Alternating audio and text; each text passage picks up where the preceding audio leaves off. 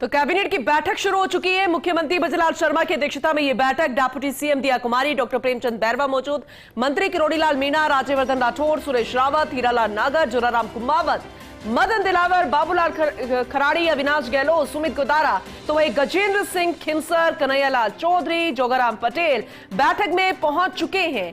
15 विभागों के 30 से ज्यादा आज एजेंडे रखे गए हैं। तो बेहद महत्वपूर्ण जानकारी आप तक पहुंचा रहे हैं। वैसे देखा जाए तो 4 महीने के बाद यह बैठक हो रही है और पिछले महीनों की अगर बात की जाए तो उन महीनों में 50 से ज्यादा पेंडिंग कई एजेंडे हैं। हालांकि यह भी जानकारी है कि पूरी जानकारी तो मंत्रियों तक नहीं पहुंचाई गई थी, लेकिन अभी 15 विभागों के 30 से ज्यादा आज एजेंडे हैं जिन्हें कवर करने की कोशिश की जाएगी।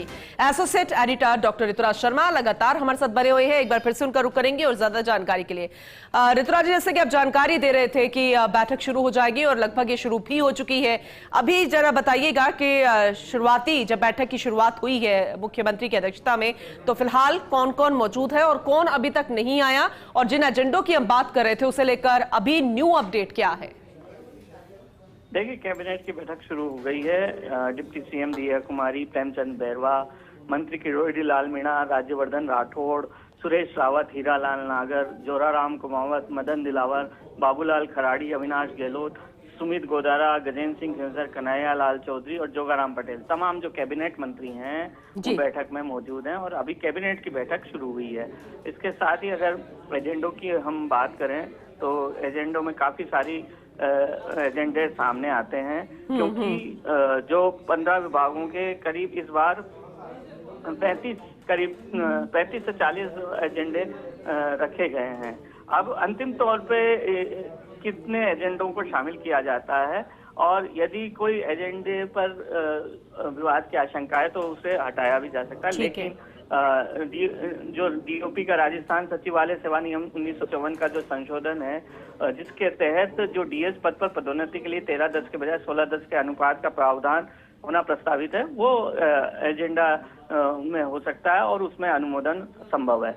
इसी के साथ जो रिक्तियों की संख्या विज्ञप्ति के बाद 50% तक बढ़ोतरी के स्थान पर 100% तक बढ़ोतरी करने के लिए जो अलग अलग जो सेवा नियम है उनमें संशोधन होना वो प्रस्तावित है। तो ये भी एक एजेंडा हो सकता है।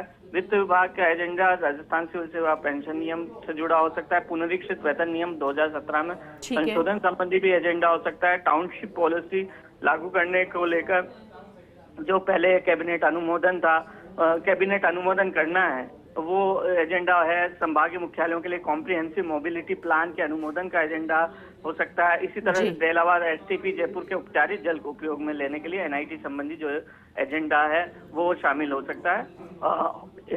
हॉप ऑन हॉप ऑफ बस के लिए निविदा संबंधी एजेंडा हो सकता है, जो जयपुर, जोधपुर और उदयपुर में ये सेवा शुरू होनी है। इसी तरह से शिक्षा विभाग का राज्य व दिन सेवा नियम 2021 में संशोधन का एजेंडा सामने आ सकता है। आईपीटी मरीजों के लिए सिंगल विंडो रजिस्ट्रेशन संबंधी एजेंडा हो सकता है।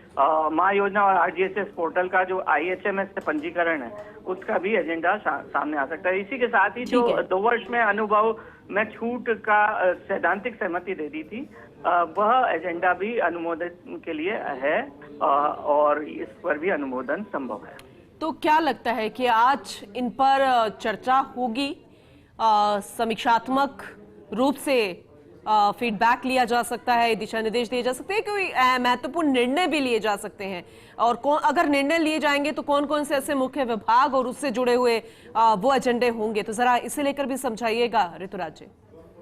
देखिए, ये एक जो अभियान था दीनदयाल अंत्योदय, उसको लेकर विभिन्न जो आम लोगों के काम हुए थे उसकी समीक्षा भी सीएम यहाँ पर कर सकते हैं, और क्योंकि मंत्रियों से फीडबैक भी लेंगे इस बारे में, क्योंकि मंत्रियों को जिलों में भेजा था।